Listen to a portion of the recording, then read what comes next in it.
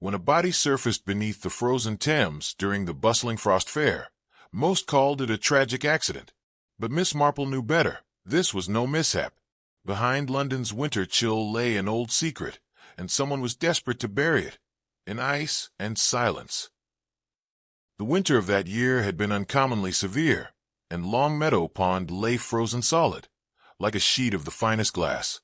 Miss Jane Marple, wrapped in her warmest woolen coat and carrying a sturdy walking stick, picked her way carefully along the frost-hardened path that led from the village proper to what had once been merely a quiet stretch of water, where children sailed paper boats in summer.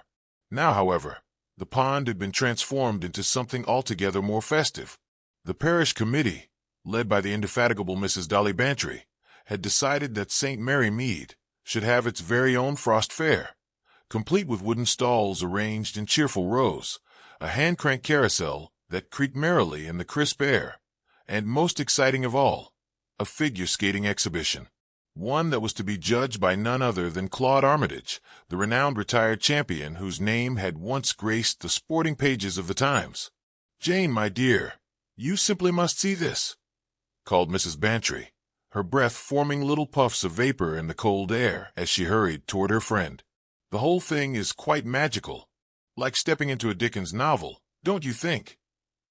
Miss Marple smiled gently, her keen blue eyes taking in the scene with a careful attention that had become second nature to her over the years.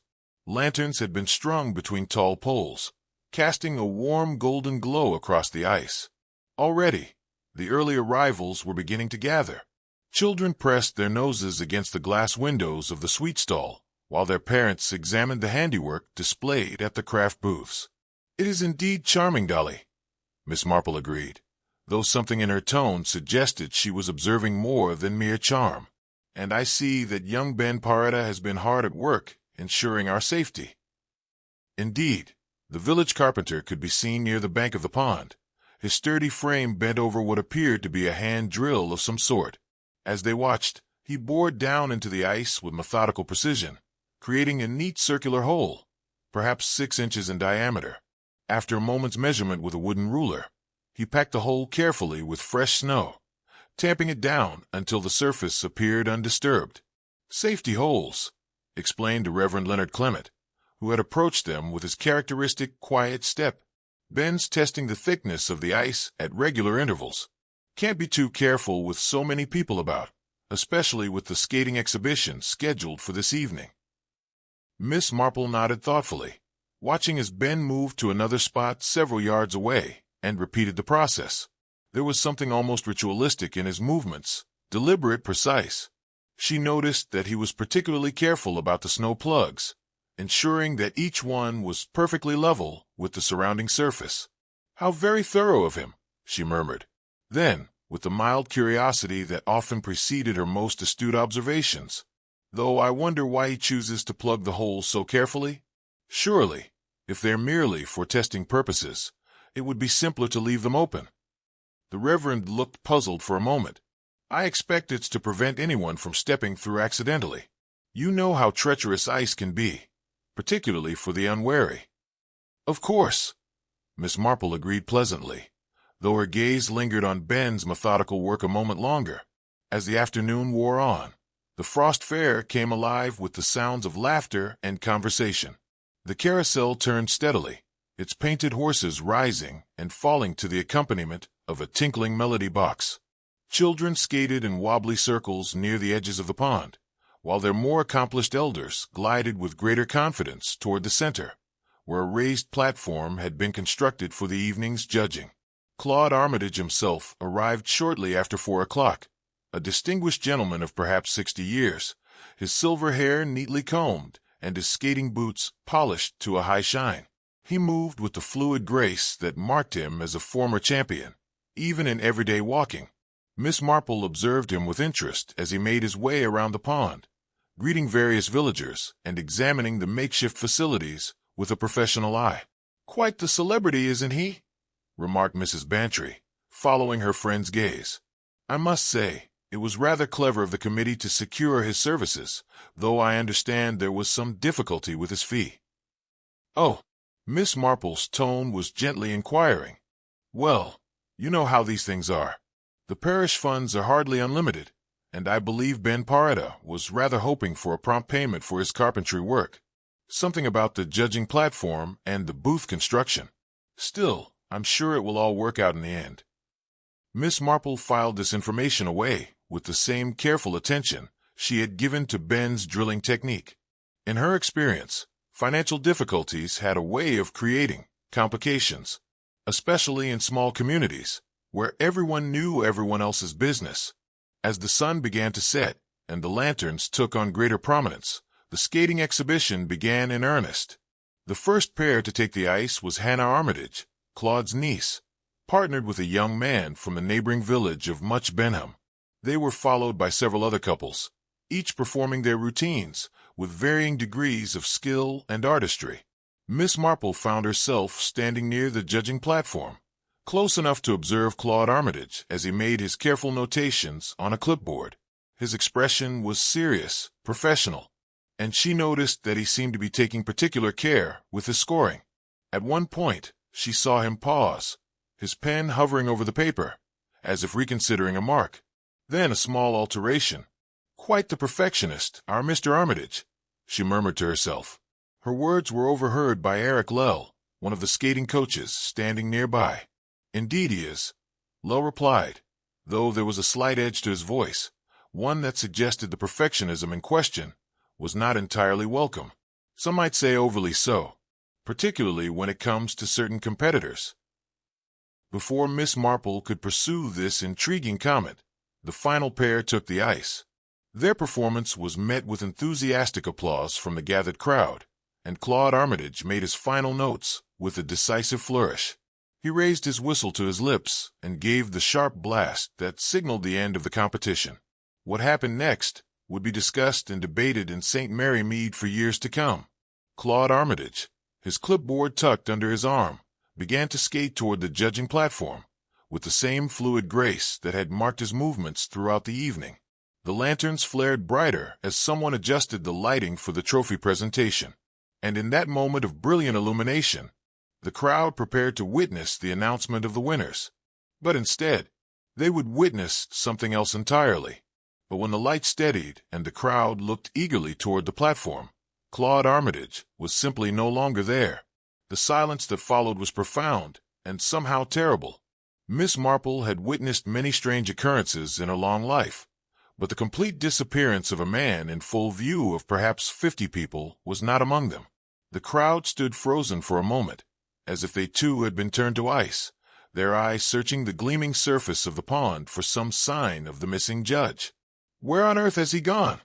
demanded Mrs. Bantry, her voice cutting through the hushed murmur beginning to ripple through the gathering.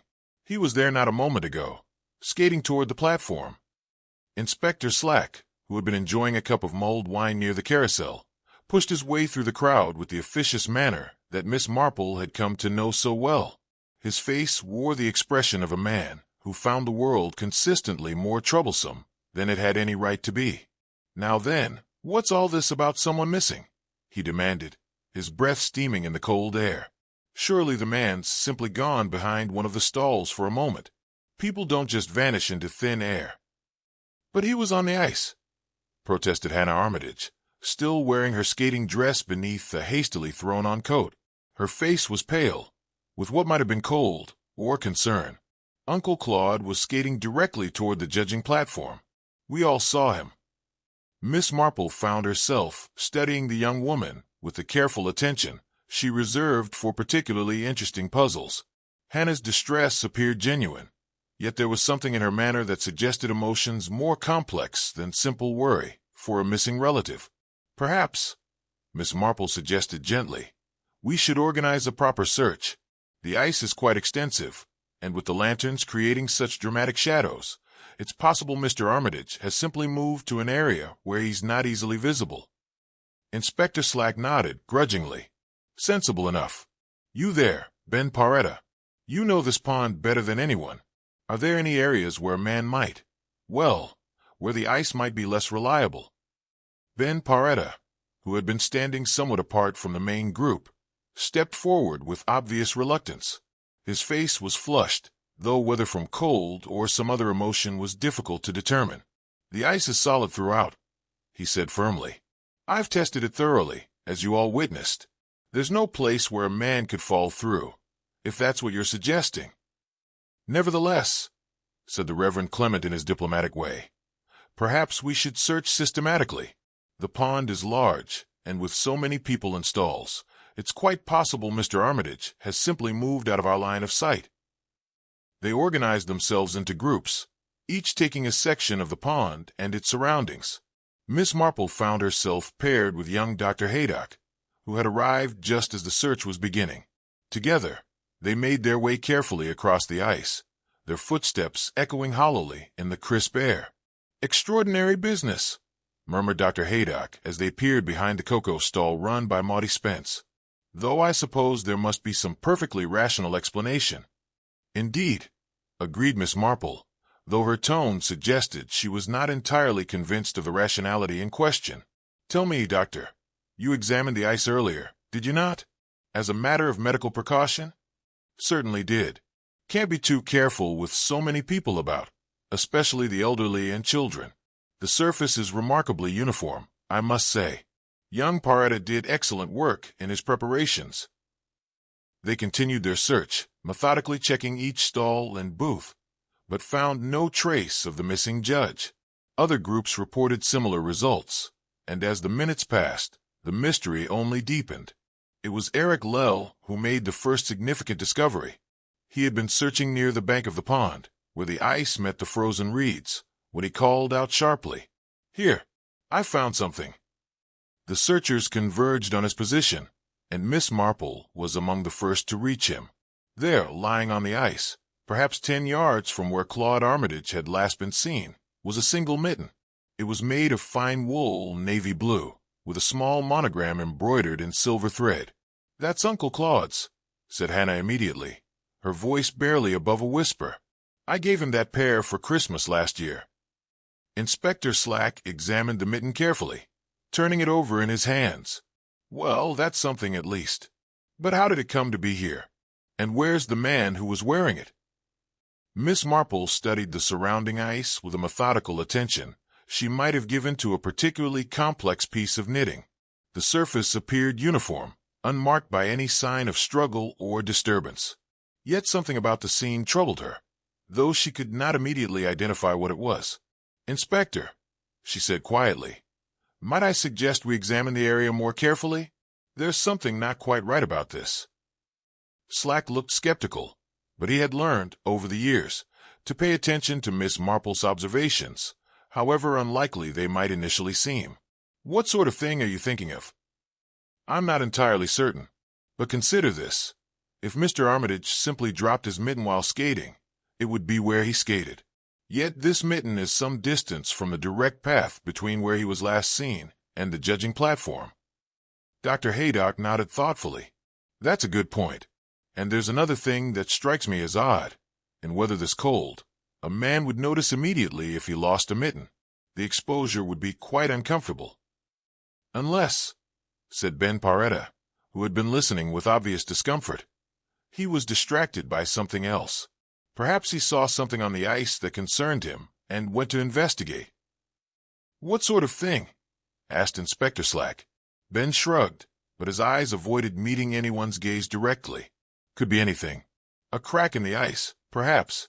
Or someone in distress. Mr. Armitage was the sort of man who wouldn't hesitate to help if he saw someone in trouble."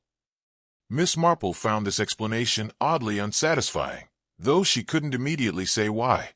She walked slowly around the area where the mitten had been found, her sharp eyes scanning the ice for any sign of disturbance. "How very curious," she murmured, stopping beside a section of ice that appeared slightly different from the surrounding surface. "Doctor, would you say this area looks quite the same as the rest?"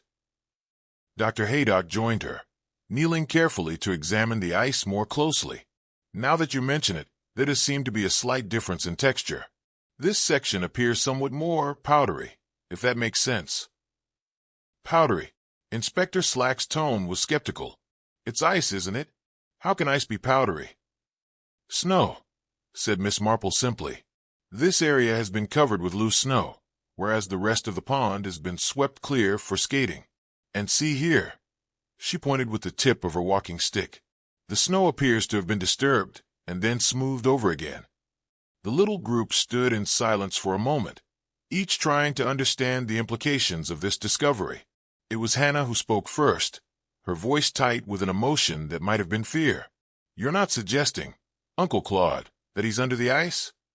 "I'm not suggesting anything yet," Miss Marple replied gently. "But I do think we should examine this area more carefully, in daylight. These lanterns create such dramatic shadows, and it's quite possible we're missing something important." Inspector Slack nodded, reluctantly. "Very well. We'll continue the search for another hour, then resume at first light. But I still say there's probably some perfectly ordinary explanation for all this." As they prepared to conclude the evening search, Miss Marple found herself once again at the spot where the mitten had been discovered. Something about the entire sequence of events troubled her deeply, though she could not yet put her finger on exactly what. The disappearance of Claude Armitage was certainly mysterious, but it was the small details that bothered her most.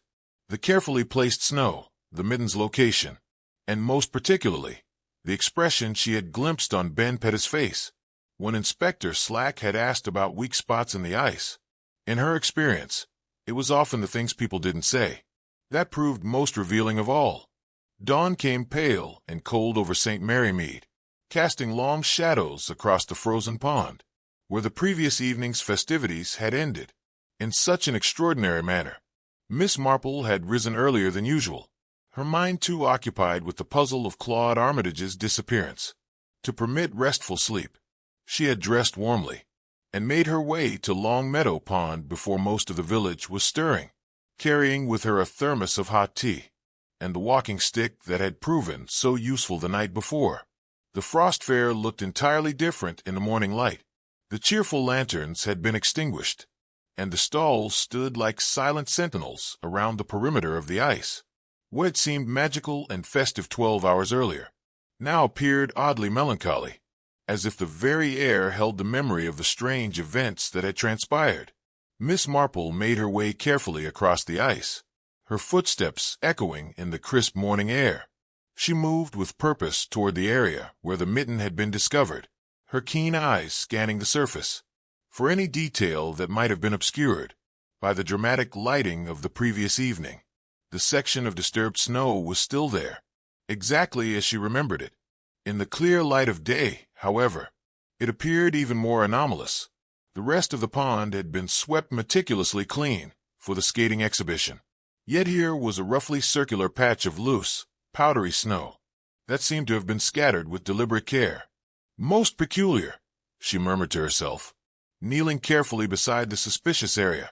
The snow was indeed different from what surrounded it, lighter in texture and more recently disturbed. She poked at it gently with her walking stick, noting how easily it gave way beneath the pressure. It was then that she noticed something else that struck her as significant. The entire area around the snow patch was remarkably free of footprints, despite the fact that numerous people had searched the pond the evening before. It was as if this particular spot had been carefully avoided, or perhaps carefully tended to after the searchers had departed. Miss Marple stood slowly, her mind working through the implications. She walked in a careful circle around the patch, examining the ice from every angle. The morning sun, though pale, provided sufficient light to reveal subtle variations in the surface that would have been invisible in the lantern light. "Jane, my dear, what on earth are you doing out here at this ungodly hour?" The voice belonged to Mrs. Bantry, who was approaching across the ice with the determined stride of someone who had not slept well and was determined to do something about it. "Good morning, Dolly," Miss Marple replied pleasantly. "I found myself unable to sleep, and I thought perhaps a fresh perspective might prove illuminating." Mrs. Bantry joined her friend beside the patch of snow, her breath forming small clouds in the cold air. "And has it proven illuminating?" "I mean, perhaps," Miss Marple said thoughtfully. "Tell me, Dolly, when you organize your garden parties, do you not find that the most important details often become apparent only after the guests have departed?" Mrs. Bantry looked puzzled. "Well, yes, I suppose that's true," One notices things in the cleanup that were invisible during the event itself. But what does that have to do with poor Mr. Armitage? By way of answer, Miss Marple raised her walking stick and brought it down firmly on the center of the snow patch. The reaction was immediate and startling. Instead of the solid resistance one would expect from frozen ground, the stick encountered a sudden void, plunging through what appeared to be a thin layer of ice, covered with loose snow. "Good heavens!" exclaimed Mrs. Bantry, stepping back involuntarily. "There's a hole there." "Indeed there is," Miss Marple agreed, using her stick to carefully probe the edges of the opening. "And not a natural one, I would venture to say. This has been deliberately created, then covered over with great care."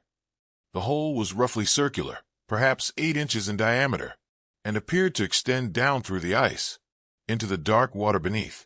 As Miss Marple cleared away more of the concealing snow, it became apparent that the opening had been carefully camouflaged, with what appeared to be a thin layer of fresh ice, formed over the surface, and then covered with loose snow to match the surrounding area.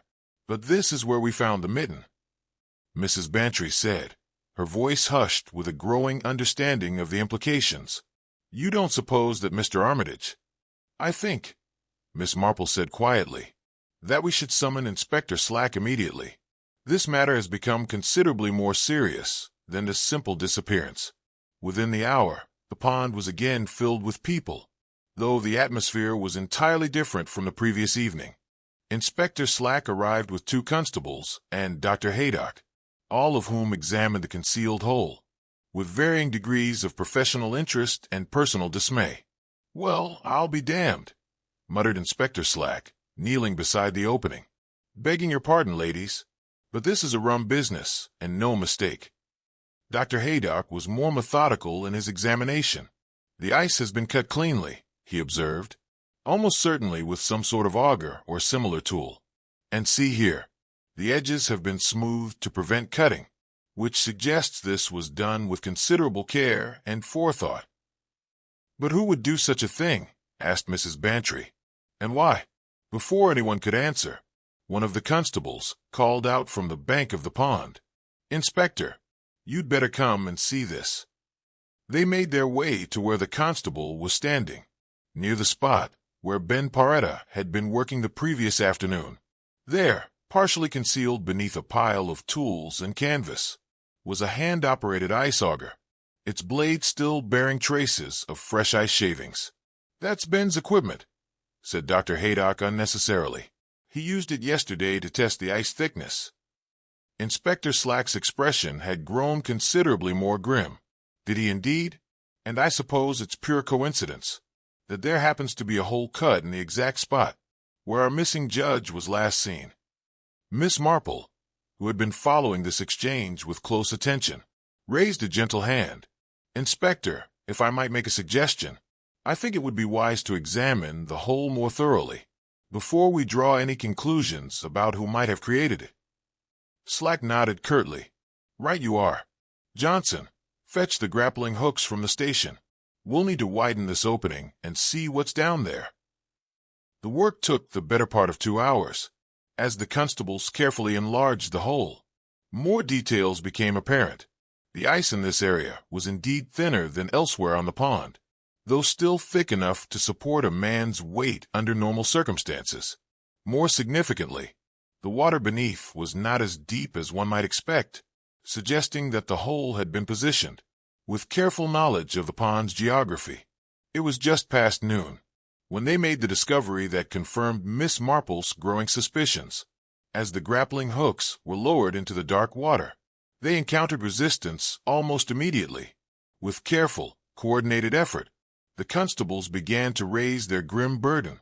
Claude Armitage's body emerged from the icy water with a terrible dignity, his silver hair darkened and slicked back, his skating costume still immaculate despite his ordeal. Most shocking of all, his skates were still firmly strapped to his feet, and between his teeth was the whistle he had used to signal the end of the competition. "Dear God," whispered Dr. Haddock, moving immediately to examine the body. The poor man. Inspector Slack stood in grim silence for a moment, then turned to address the small crowd. that had gathered. "I am treating this as a case of suspicious death," he announced. "No one is to leave the village without my permission, and I'll be wanting to speak to everyone who was present at the Frost Fair last evening." Miss Marple stood quietly beside the enlarged hole, her mind working through the sequence of events that must have led to this terrible conclusion. The careful positioning of the hole, the methodical concealment with snow, and, most particularly, the undisturbed state of the victim all suggested a crime of considerable premeditation. "Inspector," she said softly, "I believe you'll find that Mr. Armitage did not drown." Slack looked at her sharply. "What makes you say that?" "Several things," she replied, "but most particularly the fact that his whistle is still between his teeth. A drowning man would have gasped for air, would he not?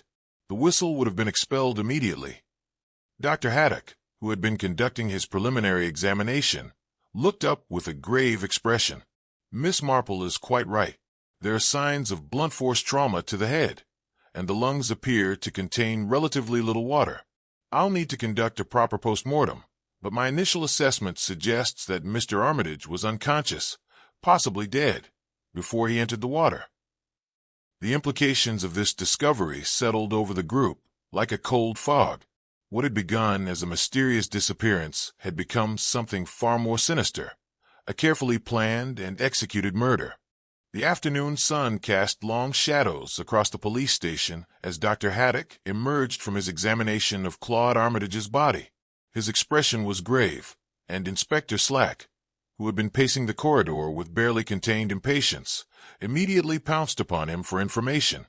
"Well, doctor, what can you tell us?" Dr. Haddock removed his spectacles and cleaned them carefully, a habit Miss Marple had observed he employed when preparing to deliver particularly serious news. "The cause of death was blunt force trauma to the head," he said, "delivered by something narrow and heavy. The blow was struck with considerable force, almost certainly rendering Mr. Armitage unconscious immediately." "And the drowning?" asked Inspector Slack. "Secondary, if it occurred at all. The victim was certainly unconscious when he entered the water, and possibly already dead. There's very little water in the lungs, which supports the theory that he was incapacitated before immersion." Miss Marple, who had been listening quietly from her chair by the window, leaned forward with interest. "Could you determine anything about the weapon used, doctor?" "Indeed, I could. The wound pattern suggests something cylindrical, perhaps 3 inches in diameter, with a relatively smooth surface, not a poker or similar household implement, but something more specialized." Inspector Slack frowned. "What sort of specialized implement?" "That I cannot say with certainty," the doctor replied. "But I can tell you that whatever struck Mr. Armitage was wielded with considerable knowledge of anatomy. The blow was placed with precision, suggesting either medical knowledge or simple good fortune." There was a brief silence as the implications of this information settled over the group. Miss Marple found herself thinking of the various people who had been present at the Frost Fair, mentally cataloging their possible access to such a weapon. "There's something else," Dr. Haddock continued, producing a small envelope from his coat pocket. "I found these fibers caught on the victim's skate blades. Red flannel, by the look of them, and quite fresh." Inspector Slack examined the fibers carefully. "Red flannel, you say? That's interesting. Can't say I noticed anyone wearing red flannel at the fair last evening." "Perhaps not as a garment," Miss Marple suggested thoughtfully. "But red flannel has many uses. It's often employed for cleaning rags, particularly in workshops where fine finishes are important." "Such as carpentry?" asked Inspector Slack. "Among other things, yes. Though I should think we ought to examine all possibilities before drawing conclusions." Inspector Slack nodded grimly. "Right then. Time to start interviewing the suspects properly. And I think we all know who needs to be at the top of that list." The first person brought in for questioning was Hannah Armitage, Claude's niece, and one of the skating competitors. She sat in the small interview room with the composed dignity of someone who had been raised to maintain proper deportment under all circumstances, though Miss Marple noticed the slight tremor in her hands as she removed her gloves. "Miss Armitage," Inspector Slack began, "I need to ask you about your relationship with your uncle." Uncle Claude was very dear to me, Hannah replied, her voice steady despite the obvious strain. He had been like a father since my parents died when I was quite young. And his estate? I understand you were his principal heir? A flush of color rose in Hannah's cheeks. Yes, that was my understanding, though Uncle Claude had mentioned recently that he was considering some changes to his will. Miss Marple leaned forward slightly. What sort of changes, my dear? He had become quite interested in charitable causes of late. Something about leaving a legacy that would benefit the community. He mentioned establishing a scholarship fund for young skaters, or perhaps donating to the Church Restoration Fund. Inspector Slack made careful notes. And how did you feel about these potential changes? Well, naturally I was disappointed, but Uncle Claude was entitled to dispose of his property as he saw fit. He had already done so much for me over the years. After Hannah was dismissed, Ben Paretta was brought in.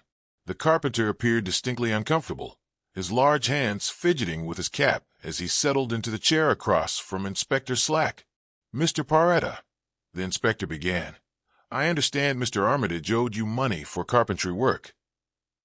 Ben's face darkened slightly. Aye, that's right. Work on the skating facilities, and some repairs to his house. Been waiting nigh on 3 months for payment. That must have been frustrating. It was. But Mr. Armitage was good for it. Always paid eventually, he did. Just took his time about it sometimes. Miss Marple studied Ben's face carefully. Tell me, Mr. Paretta, about the red flannel rags you use in your workshop. Are they still there? Ben looked startled. Red flannel? Well, I use all sorts of rags for different purposes. Some are red, I suppose. Why do you ask? Just curious about your methods. Do you find red flannel particularly effective for certain types of work? It's good for applying linseed oil and such. Doesn't leave lint like some materials do. Ben paused, looking confused. But I don't see what that has to do with anything. The third person interviewed was Morty Spence, the woman who had operated the cocoa stall. She was a thin, nervous woman in her 50s, with a slightly harried air of someone who had been managing difficult circumstances for many years. Mrs. Spence, Inspector Slack said gently, I understand you had some history with Mr. Armitage. Morty's face tightened. Not me, Inspector. It was my sister he jilted years ago. But that's ancient history now. Nevertheless, you must have had feelings about seeing him again after all these years? I did indeed, but not the sort of feelings that would lead to murder, if that's what you're suggesting. Morty's voice grew stronger. My sister married a good man and had a happy life. Better than she would have had with Claude Armitage, I'd say. Miss Marple intervened with a gentle question. You provided refreshments for the fair, I believe. That must have been quite a considerable undertaking. It was indeed. I brought my portable stove and several large containers of cocoa, plus sandwiches and such, all kept in a locked crate to prevent pilfering.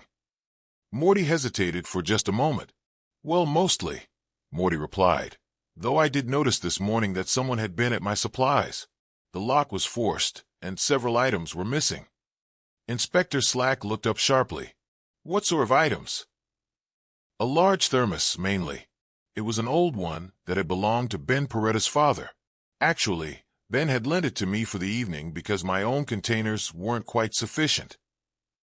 The final interview was with Eric Lell, the skating coach whose pair Claude had scored low the previous season. He was a man in his 40s, with the lean build of a former athlete, though his manner suggested someone who had not entirely adjusted to life outside the competitive arena. Mr. Lell, Inspector Slack began, I understand you had some professional disagreements with Mr. Armitage. Eric's jaw tightened. Claude could be difficult. He had very strong opinions about skating technique, and wasn't shy about expressing them.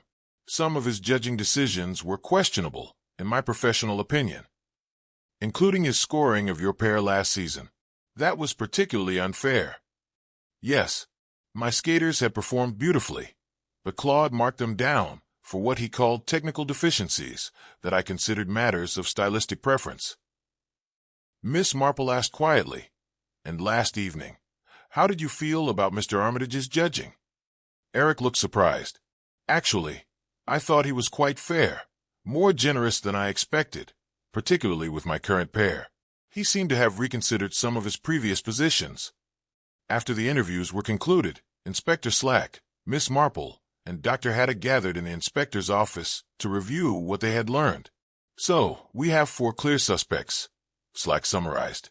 Hannah, who stood to lose her inheritance. Ben, who was owed money and had access to the ice. Morty, who had a family grievance and whose supplies were tampered with. And Eric, who had professional reasons to dislike the victim. And all of them had opportunity, added Dr. Haddock. They were all present at the fair and could have approached Mr. Armitage without arousing suspicion. Miss Marple nodded thoughtfully. Yes, but I think we need to consider the evidence more carefully. The red flannel fibers, the missing thermos, and most particularly the method employed.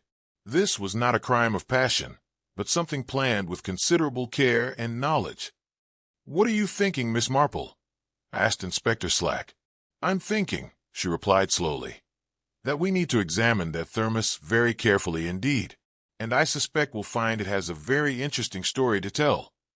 The following morning brought with it a light snowfall that threatened to obscure whatever evidence might remain on the frozen pond.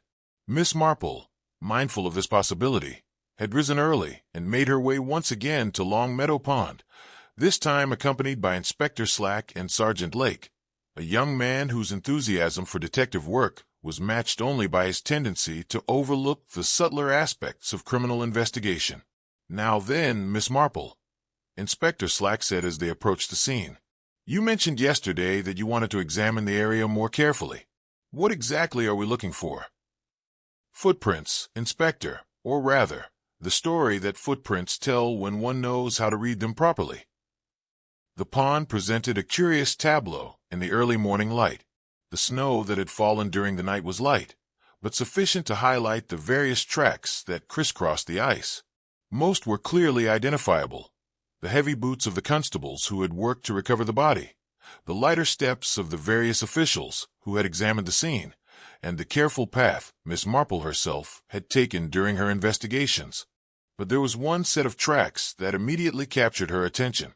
"Sergeant Lake," she said, pointing with her walking stick, "would you be so kind as to follow that particular trail for me, the one leading from the bank toward the center of the pond?" Sergeant Lake set off with dutiful enthusiasm, following a clear set of boot prints that led in a reasonably straight line from the area near the carousel toward the spot where Claude Armitage's body had been discovered. The prints were distinctive, showing the pattern of a working man's boots with a small nick in the left sole that would make them easy to identify. "They're quite clear, Miss Marple," Lake called back, leading directly toward the hole where the body was found. "Shall I continue following them?" "If you would, Sergeant, and please tell me exactly what you observe." Lake continued forward, his pace slowing as he concentrated on the trail. He had covered perhaps 30 yards when he stopped abruptly, looking around in apparent confusion. "I say, this is rather odd. The footprints just stop." "Stop." Inspector Slack moved forward to join his sergeant. "What do you mean, stop?" "Just that, sir. One moment they're clear as day, leading straight toward the center of the pond, and the next moment there's nothing, as if the person simply took flight." Miss Marple approached the spot where the trail ended, her keen eyes taking in every detail of the surrounding ice. The final footprint was as clear as all the others, pressed firmly into the light coating of snow that had accumulated before the previous evening's festivities. But beyond it, there was indeed nothing but unmarked ice stretching toward the hole where the body had been found. "Most curious," she murmured, walking slowly around the area in an expanding circle. "Tell me, Inspector, what do you make of this?" Inspector Slack scratched his head in bewilderment. "Well, it's impossible, isn't it? People don't just vanish into thin air. There must be some explanation." "Indeed there must, and I suspect the explanation lies not in what we can see, but in what we cannot see, or rather, what we are not seeing correctly." Miss Marple continued her methodical examination of the surrounding ice.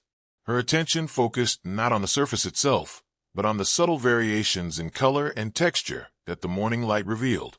It was Sergeant Lake who first noticed something significant. Miss Marple, there's something rather odd about the ice over here. It looks different somehow. She joined him at a spot some 10 feet from where the footprints ended. The ice in this area appeared slightly raised, forming a series of roughly circular patches that were barely visible beneath the dusting of snow. How very interesting, Miss Marple said, kneeling carefully to examine one of the patches more closely. She brushed away the snow to reveal what appeared to be a wooden surface, painted a faded red and partially concealed by the ice formation around it. "What on earth is that?" asked Inspector Slack. "Unless I am very much mistaken, it's a barrel lid. And see here." She moved to another patch. "And here as well. Someone has arranged a series of barrel lids across the ice, creating a path of stepping stones that would be nearly invisible unless one knew exactly where to look." Inspector Slack was beginning to understand. "You mean someone could have walked across these lids, leaving no footprints on the ice itself?" "Precisely. And when covered with a light coating of ice and snow, they would be virtually undetectable to a casual observer." Sergeant Lake was examining the lids with growing excitement. But why would someone go to such elaborate lengths? Surely it would be simpler just to walk normally across the ice. Not if one wished to approach a particular spot without leaving a clear trail, Miss Marple replied. "Consider the implications, Sergeant. These lids create a path that leads directly from the area where the footprints end to the hole where Mr. Armitage was found." As they continued their examination, more details became apparent. The barrel lids had been arranged with considerable care, each one positioned to provide a stable stepping stone while remaining as inconspicuous as possible. Most significantly, one of the lids bore a distinct smear of red paint that appeared fresh despite the cold weather. "Red paint," observed Inspector Slack. "And you mentioned yesterday that red flannel was found on the victim's skates." "Indeed. And I noticed yesterday that the carousel poles were painted with a similar shade of red. It would be quite easy for someone working with or around the carousel to acquire such paint on their clothing or tools." Dr. Haddock, who had arrived during their investigation, examined the paint smear carefully. "It's definitely fresh, and it matches the color scheme used throughout the fair, but that doesn't necessarily narrow down our suspect list significantly. Anyone involved in setting up the fair would have had access to this paint." "True," Miss Marple agreed. "But combined with the footprints and the method employed, it does suggest someone with considerable knowledge of the pond's geography and the fair setup, someone who could move about without arousing suspicion, and who had both the means and the opportunity to create this elaborate deception." Inspector Slack was growing increasingly frustrated. "All very clever, I'm sure, but we still don't know who made these footprints in the first place. They could belong to any one of our suspects. Actually, Inspector, I think we can be more specific than that." Miss Marple pointed to the distinctive nick in the sole pattern of the final clear footprint. "This particular mark should be quite easy to match with the right boot, and I suspect that when you compare it with the footwear of our various suspects, you'll find a very interesting correspondence." She paused, looking thoughtfully across the ice toward the carousel, which stood silent and still in the morning light. "There's something else that troubles me about this entire arrangement. The person who created this path knew exactly where to place it, which suggests intimate knowledge not only of the pond, but of Mr. Armitage's likely movements during the evening." "What do you mean?" asked Sergeant Lake. "Consider the positioning, Sergeant. The path leads directly to the spot where the hole was cut, which means the person who arranged it knew in advance exactly where Mr. Armitage would need to be lured. That level of premeditation suggests someone who was not only involved in the setup of the fair, but who also had detailed knowledge of Mr. Armitage's habits and likely behavior." Dr. Haydock nodded thoughtfully. "That's a very good point. It would require someone who knew him well enough to predict his movements with considerable accuracy. Or someone," Miss Marple added quietly, "who was in a position to influence those movements directly." As they prepared to leave the pond, Miss Marple took one last look at the arrangement of barrel lids, her mind working through the implications of what they had discovered. The footprints that ended in thin air had told their story clearly enough, but she suspected that the full truth was even more complex than it initially appeared. "Inspector," she said, as they walked back toward the village. "I think it would be wise to examine very carefully the boots worn by each of our suspects, and I should very much like to know more about the arrangement of those barrel lids. Someone went to considerable trouble to place them in exactly the right positions, and I doubt very much that it was done on the spur of the moment." Inspector Slack nodded grimly. "Right you are, Miss Marple, and I think it's time we had another, more pointed, conversation with our friend Ben Petta. Those look very much like working man's boots to me, and that nick in the sole should be easy enough to identify." The afternoon brought with it a sense of urgency that had been building since the discovery of the barrel lids. Inspector Slack, armed with the evidence of the distinctive boot print, had set about the methodical task of examining the footwear of each suspect. Miss Marple, meanwhile, found herself drawn once again to the puzzle of the missing thermos that Morty Spence had mentioned during her interview. It was while she was contemplating this particular aspect of the case that Morty herself approached her outside the village shop, her face bearing the worried expression of someone who had remembered something significant. "Miss Marple," Morty said, slightly out of breath from hurrying, "I've been thinking about what I told the inspector yesterday about my supplies being tampered with."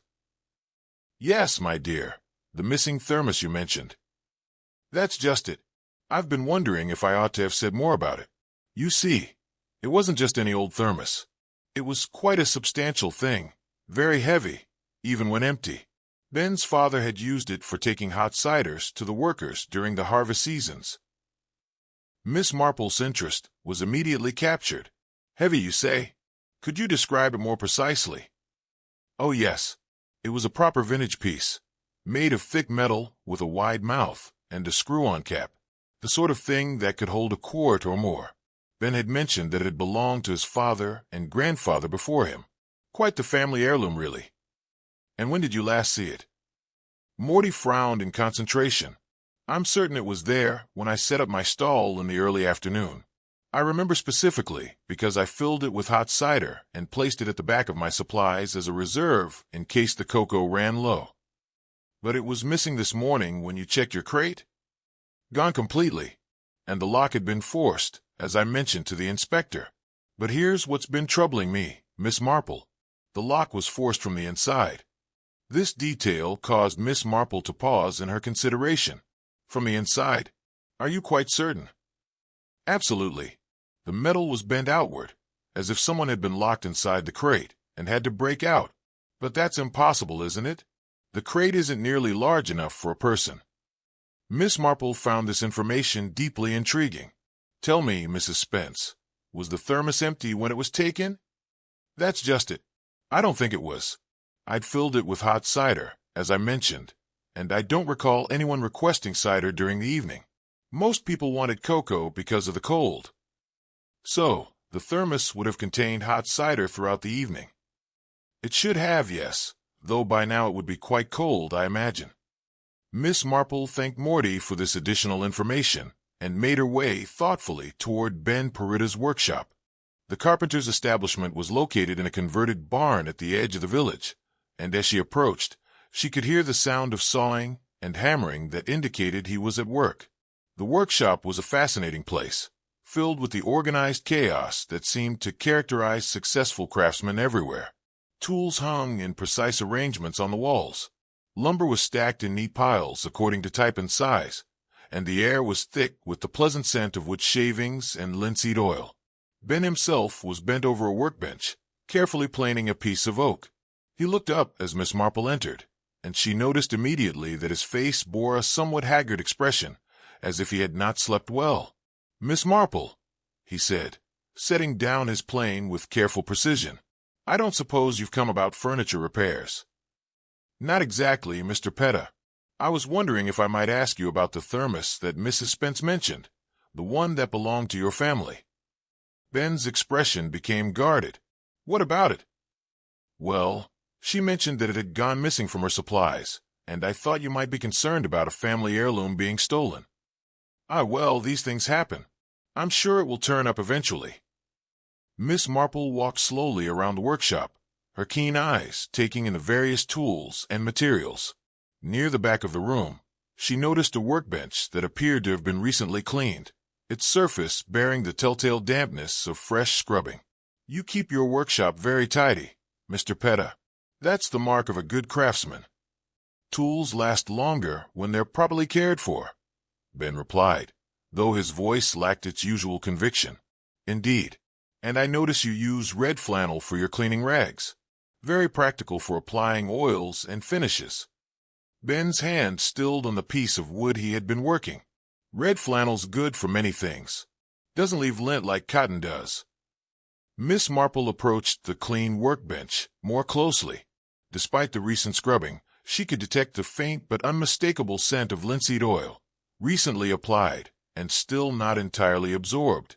"Mr. Petta," she said gently, "I wonder if you would mind if I borrowed your family thermos for a short while, for comparison purposes, you understand. I told you it's missing, stolen from Mrs. Spence's supplies." "Yes, but surely you have others. Or perhaps you've already recovered this one." Ben's face had grown pale, and his hands were trembling slightly as he set down his tools. "I don't know what you're getting at, Miss Marple, but I don't appreciate these questions." "I think you do know what I'm getting at, Mr. Petta, and I think that if we were to examine your boots carefully, we would find a distinctive nick in the left sole that would match certain footprints found on the pond this morning." The silence that followed was profound. Ben stood motionless for a long moment, his eyes fixed on the workbench before him. When he finally spoke, his voice was barely above a whisper. "I never meant for it to happen the way it did." Miss Marple waited patiently, knowing that the full story would emerge in its own time. "The thermos is in the back room," Ben continued, "hidden under some old canvas. I cleaned it as best I could, but there's still a dent in the rim where it struck." "Where it struck Mr. Armitage?" Miss Marple finished gently. Ben nodded miserably. "I only meant to talk to him, to ask about the money he owed me. But when I saw him changing those scores, saw him giving Eric Lawl's pair marks they didn't deserve, I knew what it meant." "What did it mean, Mr. Petta?" "I had placed a wager, you see. A substantial wager on Hannah winning the competition. The money I was owed, plus everything I could scrape together. I was so certain she would win. And the odds were good, because people knew Eric's pair was favored." Miss Marple was beginning to understand, but Mr. Armitage's change to the scores would have meant Eric's pair would win instead. "Exactly. And I couldn't afford to lose that money, Miss Marple. I owe debts, serious debts, to people who don't take kindly to late payments." "So you lured Mr. Armitage to the hole you had prepared?" "I told him I had noticed a weakness in the ice, that it needed to be examined for safety reasons. He came willingly, trusting me because of my reputation for caution about ice conditions." Ben's voice broke slightly as he continued. "The thermos was still hot from the cider Mrs. Spence had put in it. I had taken it earlier, meaning to return it before she noticed. But when I saw what Claude was doing to those scores, I lost my temper and struck him with the thermos. Once. Just once. But it was enough. He fell backward through the hole I prepared, and by the time I managed to pull him out, it was too late. He was already gone." Miss Marple stood quietly for a moment, absorbing the tragedy of the situation. The barrel lids, the elaborate path across the ice. "I had set those up earlier, thinking I might need a way to approach the judging area without being seen. I knew Claude sometimes liked to examine the ice surface before making his final decisions. And the footprints that ended so mysteriously. I wore my regular boots to the edge of the barrel path, then changed to my skating boots to cross the lids, changed back again when I returned to shore. I thought it would confuse anyone who tried to follow my trail." The full horror of the premeditated nature of the crime was beginning to dawn on Miss Marple. "This was not a crime of passion, Mr. Petta. You had planned this carefully." Ben's face crumpled. "Not the killing, never that. I only wanted to ensure Hannah would win, to collect on my wager. But when I saw Claude changing those scores, when I realized my plans were ruined." He shook his head helplessly. "I suppose I'll hang for it." Miss Marple looked at this broken man, with a mixture of sadness and understanding. "I think, Mr. Petta, that the first thing we must do is locate that thermos. Inspector Slack will want to examine it very carefully indeed." Despite Ben Petta's confession, Miss Marple found herself troubled by certain aspects of the case that did not quite align with his account. As she made her way back to the village center that evening, her mind worked through the various inconsistencies that had begun to accumulate, like snow in the corners of her thoughts. The most significant of these concerned Hannah Armitage herself. During Ben's tearful confession, he had mentioned his certainty that Hannah would win the competition. Yet Miss Marple recalled quite clearly the young woman's nervous demeanor during her interview. There had been something in Hannah's eyes that suggested she knew more about her uncle's death than she'd revealed. It was this nagging doubt that led Miss Marple to suggest to Inspector Slack that they maintain a watch on the pond during the night hours. "I have a feeling," she told him, "that our investigation may not be quite as complete as it appears." Inspector Slack, exhausted by the day's revelations and eager to close what seemed to be a straightforward case, was initially reluctant. "Miss Marple, we have a confession, a murder weapon, and clear physical evidence linking Petta to the crime. What more do you think we're likely to discover?" "Perhaps nothing at all," Miss Marple replied diplomatically. "But I should feel much more comfortable if we could be certain that all the evidence has been properly secured." And so it was that Miss Marple found herself crouched behind the remains of the punch tent near the edge of Long Meadow Pond, accompanied by the considerably less enthusiastic Sergeant Lake. The young officer had drawn the short straw, as it were, and was making little effort to conceal his opinion that they were wasting their time on the whims of an elderly village woman. The night was clear and cold, with a three-quarter moon casting sufficient light to make observation possible without the need for lanterns. The pond lay before them like a sheet of polished silver, marked only by the dark rectangle where the hole had been cut and subsequently enlarged by the police investigation. They had been in position for perhaps 2 hours when Sergeant Lake suddenly stiffened beside her. "Miss Marple," he whispered, "there's someone coming." Indeed, a figure was making its way carefully across the ice, moving with the practiced stealth of someone who did not wish to be observed. As the person drew closer, Miss Marple was able to identify the slight form and graceful movement that could only belong to Hannah Armitage. The young woman was carrying what appeared to be a small package wrapped in oiled cloth. She moved directly toward one of the holes that Ben had drilled for his ice thickness tests, kneeling beside it with the careful precision of someone performing a rehearsed action. Miss Marple watched with keen interest as Hannah began to work at the snow plug that sealed the hole. It took several minutes of careful effort, but eventually she succeeded in removing the obstruction. The dark water beneath gleamed dully in the moonlight. Hannah then unwrapped her package, revealing what appeared to be a bundle of papers. Without hesitation, she dropped the entire collection into the water, watching as it disappeared beneath the surface. She then began the process of resealing the hole, tamping the snow back into place with the same methodical care that Ben had demonstrated during his ice safety preparations. "Shall I arrest her now?" whispered Sergeant Lake, his hand moving toward his handcuffs. "Not quite yet," Miss Marple replied softly. "Let us see what else she might do." But Hannah's nocturnal activities appeared to be complete. She rose from her kneeling position, brushed the snow from her coat, and began to make her way back toward the village. It was only when she had disappeared from sight that Miss Marple signaled to Sergeant Lake that they should move. Right then, the young officer said with satisfaction, "That should give us something concrete to charge her with, destroying evidence, at the very least." Indeed, Miss Marple agreed, though her tone suggested she was thinking of charges considerably more serious than the destruction of evidence. The following morning brought Inspector Slack to Hannah's cottage with a warrant for her arrest. The young woman received the news with a composure that Miss Marple found both admirable and telling.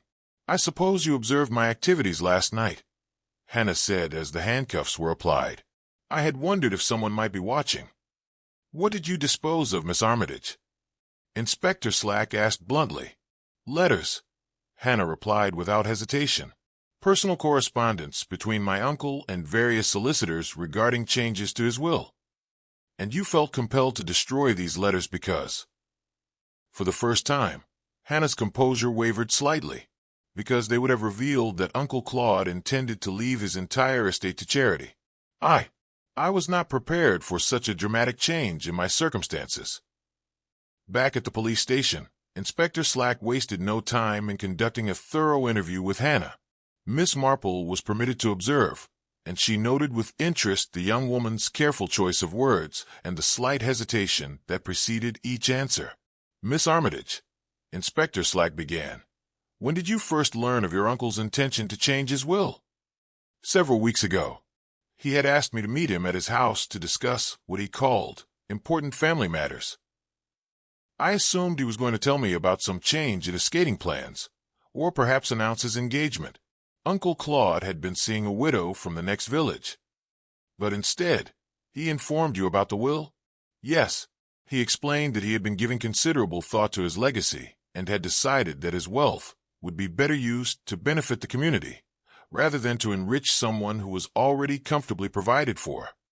Miss Marple leaned forward slightly. "And how did you respond to this news?" "I was surprised, naturally, and disappointed, but I understood his reasoning, and I told him that I respected his decision." "Yet you destroyed the correspondence that would have documented this decision," Inspector Slack pointed out. Hannah's face flushed slightly. "That was a moment of weakness. When Uncle Claude died, I realized that without the signed addendum to his will, I would still inherit under the terms of the original document. The letters would have provided evidence of his intentions, even though he had not yet made the changes legal. So, you decided to suppress this evidence in order to secure your inheritance." "Yes," Hannah admitted quietly. "I'm not proud of it, but yes." Inspector Slack made careful notes, then looked up with an expression of professional satisfaction. "Miss Armitage, I am charging you with the willful destruction of evidence in a murder investigation. The matter of your inheritance will be dealt with by the appropriate civil authorities." As Hannah was led away to the cells, Miss Marple found herself in conversation with Inspector Slack about the broader implications of the case. "So, we have Ben Paretta for the murder itself, and Hannah Armitage for destroying evidence," the inspector summarized. "A tidy conclusion, all things considered." "Indeed," Miss Marple agreed, though something in her tone suggested she was not entirely satisfied with this resolution. "Is there something else troubling you about this case?" Inspector Slack asked, having learned over the years to pay attention to Miss Marple's reservations. "Several things, actually. But most particularly, I find myself wondering about the timing of Hannah's actions. If she knew about her uncle's plans to change his will, and if she was desperate enough to destroy evidence after his death, might she not have been desperate enough to take more direct action beforehand?" Inspector Slack frowned. "Are you suggesting that Hannah was involved in the murder itself?" "I'm suggesting that we may not yet have heard the complete truth about the events of that evening. Ben Paretta has confessed to striking Mr. Armitage with the thermos, but there are still aspects of the case that don't quite align with a simple crime of passion triggered by gambling debts." "Such as?" Miss Marple was quiet for a moment, organizing her thoughts. "The level of premeditation involved, for one thing. The careful arrangement of the barrel lids, the precise timing of the attack, and most particularly, the fact that Ben knew exactly when and where Mr. Armitage would be vulnerable." "What are you thinking?" "I'm thinking," Miss Marple said slowly, "that Ben Paretta may not have been acting entirely alone, and I suspect that before this case is truly closed, we may discover that the relationship between our two suspects is rather more complex than either of them has admitted." The morning after Hannah's arrest brought an unexpected development that would prove crucial to understanding the true sequence of events. On the night of Claude Armitage's murder, a village boy searching for a lost ice hockey puck near the reeds at the edge of the pond discovered Claude's judging clipboard, floating among the frozen cattails, where the slight current had carried it.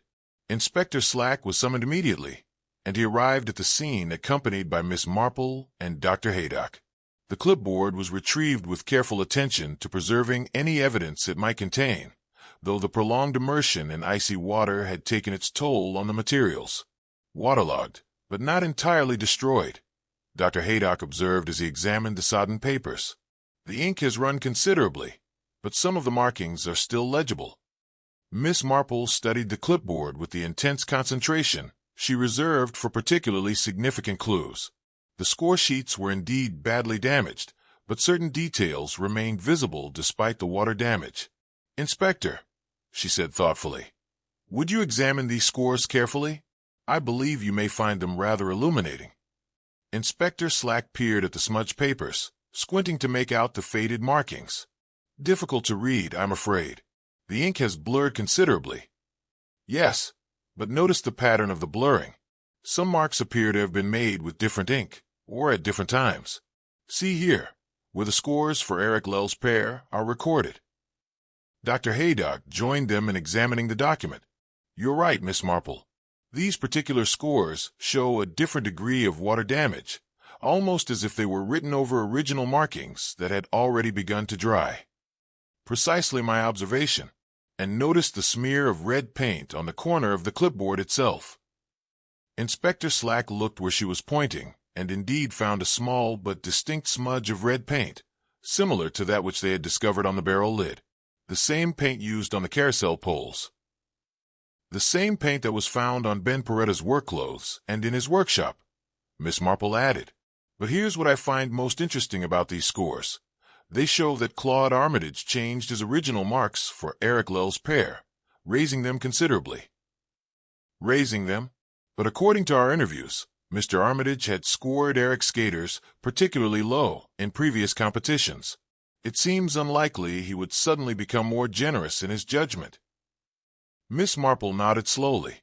"Unless, of course, he was attempting to correct what he perceived as a previous injustice, or unless he was responding to some form of pressure or inducement."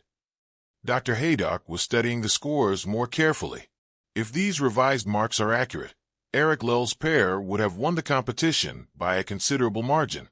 That would have upset several people's expectations." "Most particularly," Miss Marple said quietly, "it would have upset anyone who had placed a wager on Hannah Armitage's certain victory."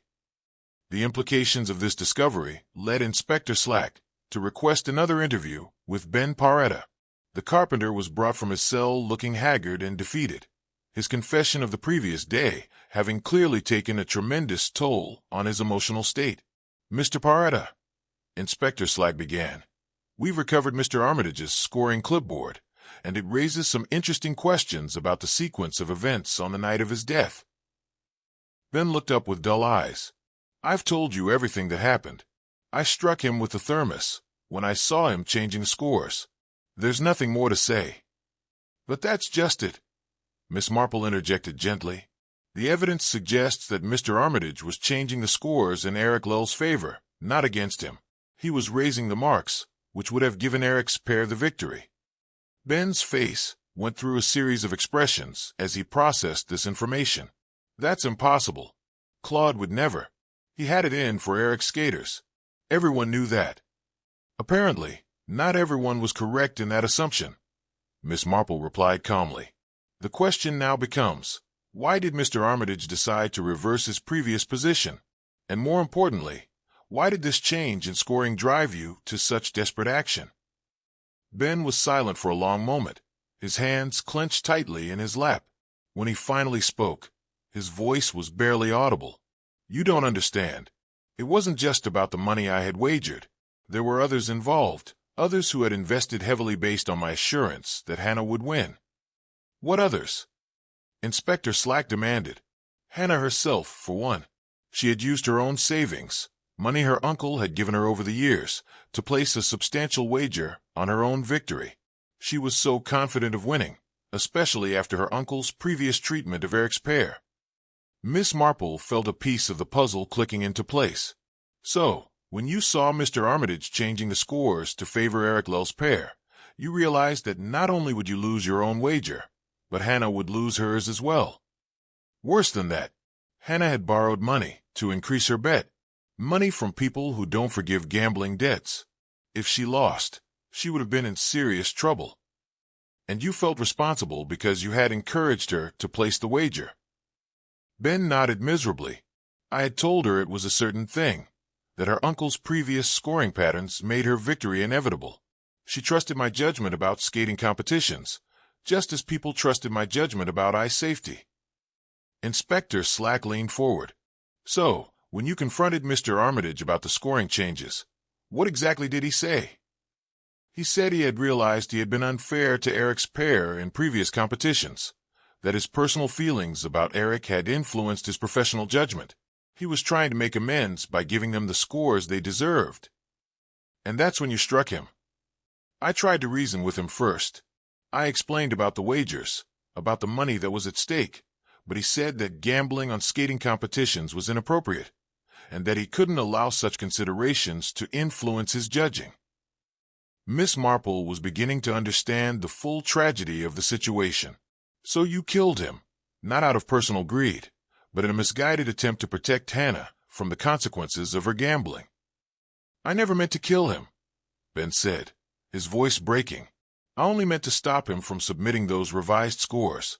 But the thermos was heavier than I expected, and when I struck him, he fell backward into the hole. The hole you had prepared in advance.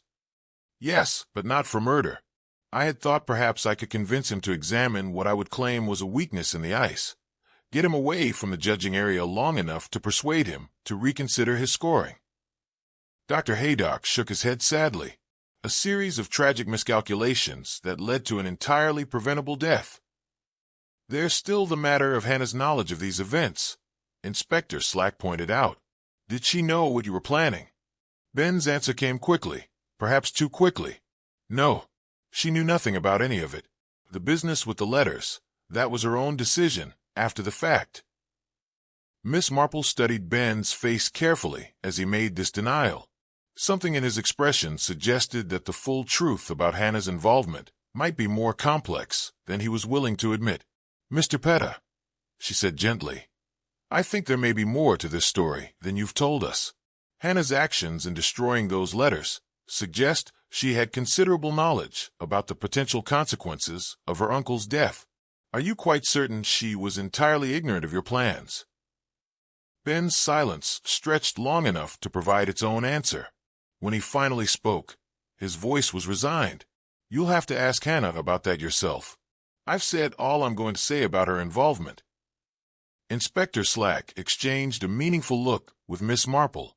It was becoming clear that the full truth about the events of that winter evening was more complex than either Ben's confession or Hannah's arrest for destroying evidence had revealed.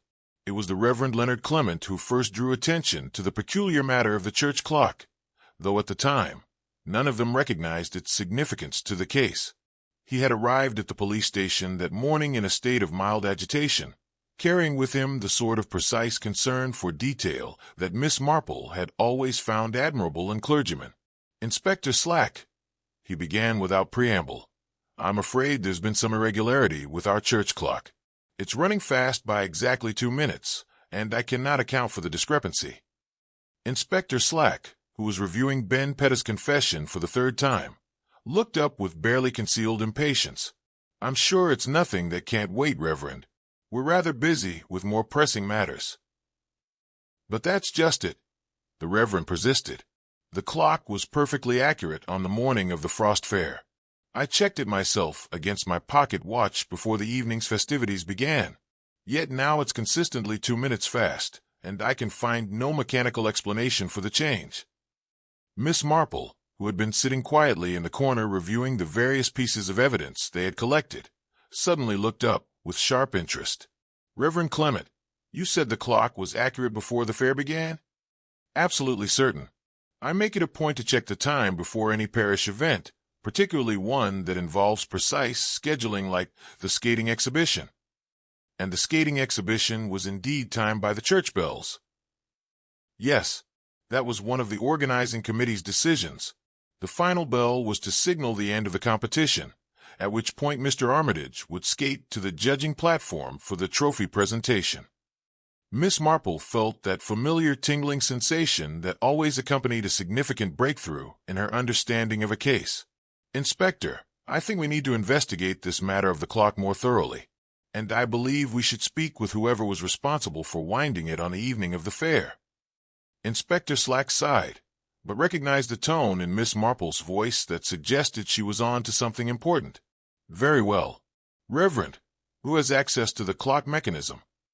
Well, myself, of course, and the church warden. But on the evening of the fair, Ben Petta volunteered to wind it. He mentioned that he had experience with mechanical devices and offered to save me the trouble of climbing the tower stairs. The silence that followed this revelation was profound. Inspector Slack set down his paper slowly, his expression growing increasingly grim as the implications became clear. Ben Petta wound the church clock on the evening of the murder? Yes, sometime during the early part of the exhibition. I remember because he was gone for quite a while, and I wondered if he had encountered some difficulty with the mechanism. Miss Marple was already reaching for her coat. Inspector, I think we need to examine that clock tower immediately, and we need to determine exactly when during the evening Mr. Petta was absent from the pond. The climb up the narrow stone stairs of St. Mary's Church Tower was challenging for Miss Marple, but her determination to understand the significance of the timing discrepancy drove her upward despite her age. Inspector Slack and the Reverend accompanied her, along with Sergeant Lake, who carried a powerful electric torch. The clock mechanism occupied a small chamber near the top of the tower, and even to Miss Marple's untrained eye, it was apparent that someone had recently tampered with the works. The gearing that controlled the timing was slightly displaced, and there were fresh scratches on the metal surfaces that suggested hasty adjustment. Someone has definitely altered this mechanism, observed the Reverend, examining the works with the careful attention of someone familiar with their normal operation. But I don't understand the purpose. Why would anyone want to make the clock run fast? Miss Marple stood at the tower window, looking down at the frozen pond below. From this vantage point, the entire Frost Fair was visible, including the spot where Claude Armitage had met his death. Inspector, she said thoughtfully, what if the purpose wasn't to make the clock run fast permanently, but rather to create a specific period of confusion about the timing of events? What do you mean? Consider this. If Ben Paretta adjusted the clock during the skating exhibition, he could have created a situation where the bell that signaled the end of the competition rang at a time when no one would expect it. The skaters, the judges, the audience, all would have been caught off guard by the unexpected signal. Inspector Slack was beginning to understand. You're suggesting that Ben used the bell as a distraction? More than that, she replied. I'm suggesting he used it as the precise moment to commit his crime.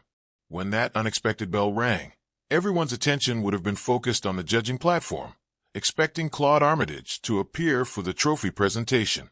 No one would have been watching the area near the hole where the actual murder was taking place. Sergeant Lake consulted his notebook.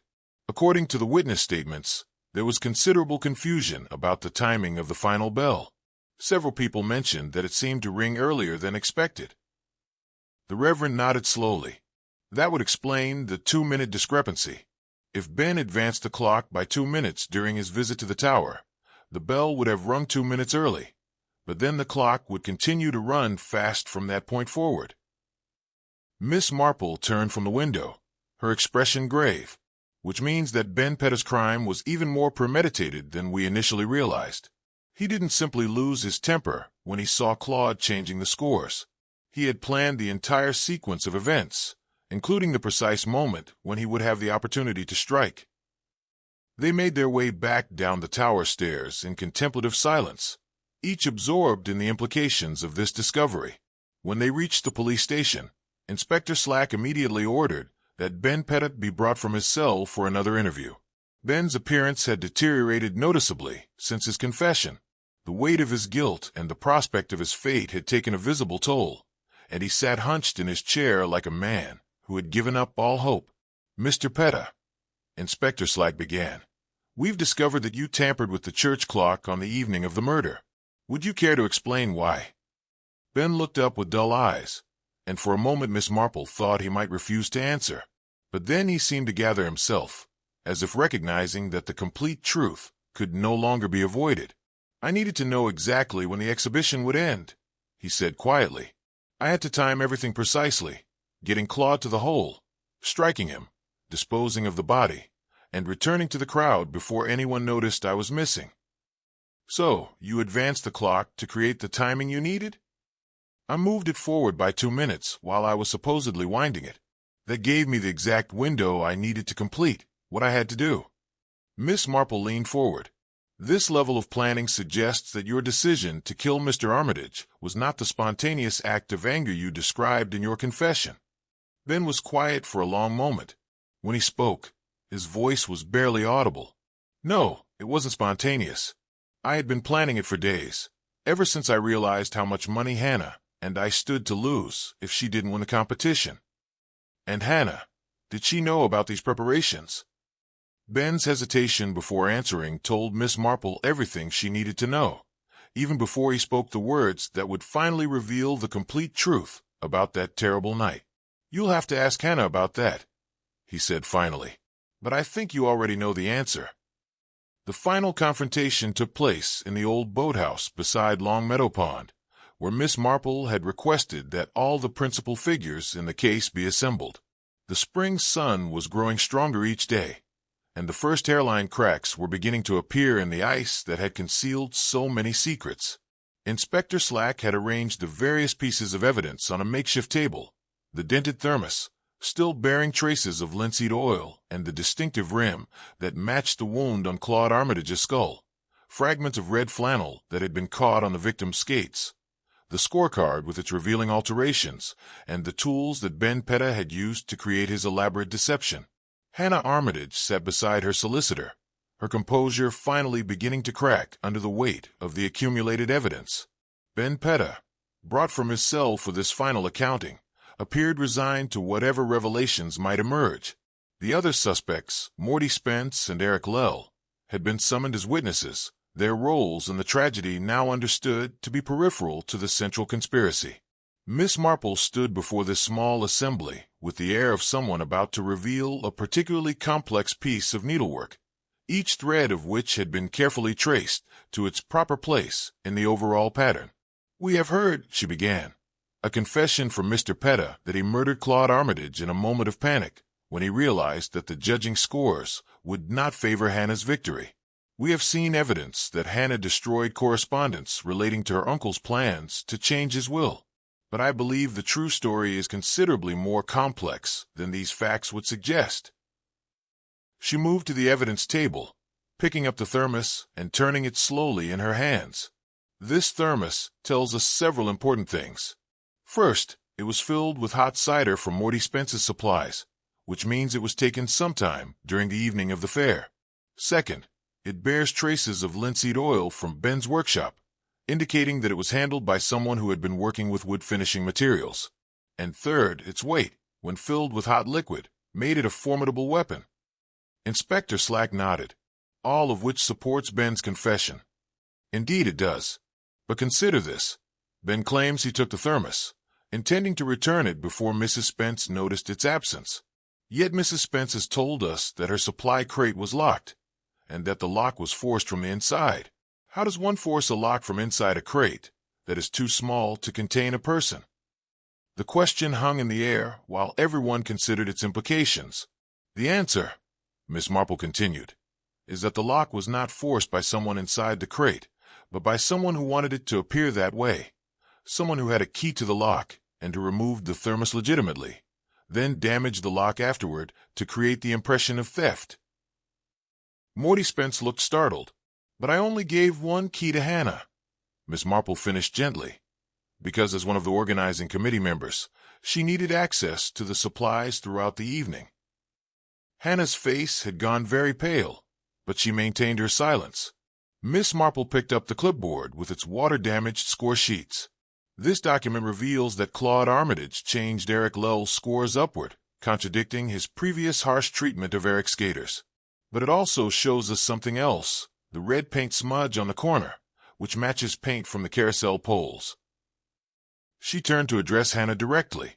"You were responsible for decorating the carousel, weren't you, Miss Armitage? And you would have had paint on your hands or gloves when you handled your uncle's clipboard." "That proves nothing," Hannah said, though her voice lacked conviction. "Perhaps not by itself," Miss Marple replied calmly.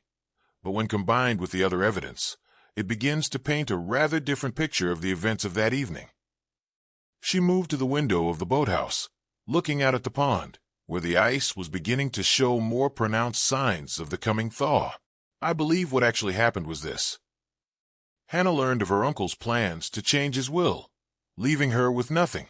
She also knew she had borrowed heavily to place what she believed was a certain wager on her own victory.